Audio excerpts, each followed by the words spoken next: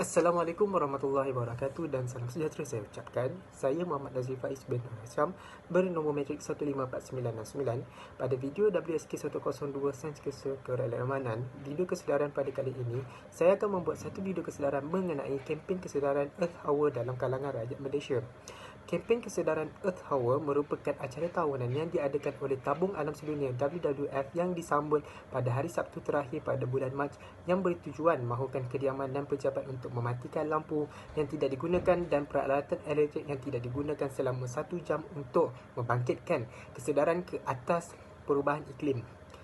Acara ini dikendalikan oleh WWF Australia dan Sydney Morning Herald pada 2007 dan mendapat sokongan dunia pada tahun 2008 berikutnya.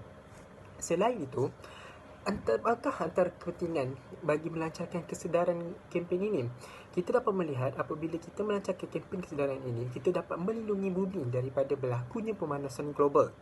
Hal ini kerana jika pemanasan global berlaku, banyak kehidupan di muka bumi ini akan terjejas kualiti hidupnya.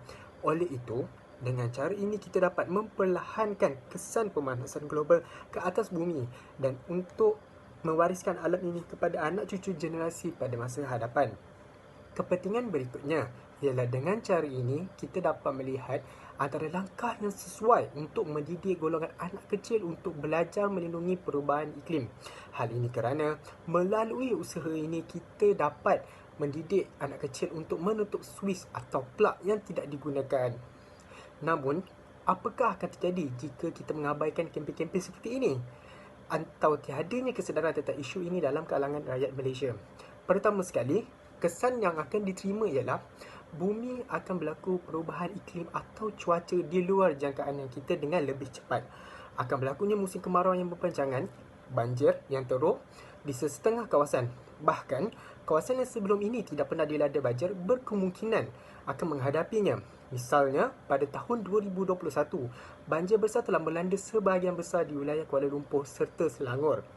Kesan berikutnya ialah penggunaan tenaga elektrik berlebihan juga akan menyebabkan pihak kerajaan terpaksa meningkatkan jumlah tenaga yang dijana agar dapat memenuhi keperluan pengguna. Selaras dengan keadaan tersebut, pihak kerajaan terpaksa menaikkan tarif elektrik dan bil perkhidmatan tenaga elektrik meningkat. Penggunaan tenaga elektrik yang berlebihan, terutamanya pada masa puncak, telah menyebabkan dunia menghadapi krisis yang serius berkaitan tenaga elektrik. Antaranya adalah bekalan tenaga yang tidak mencukupi dan harga pasarannya yang tidak menentu serta membawa kemusnahan kepada alam sekitar, yakni perubahan cuaca ataupun iklim. Keadaan ini bertambah buruk di negara-negara berbangun, terutamanya di Asia Tenggara termasuklah Malaysia sendiri.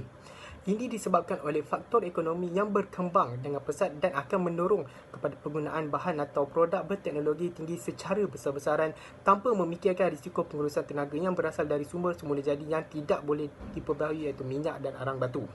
Di samping itu, siapakah atau apakah badan yang terlibat dalam isu ini? Pertama sekali, kita boleh melihat kempen seperti ini merupakan anjuran peringkat global yang dikelola oleh World Wide Fund for Nature (WWF).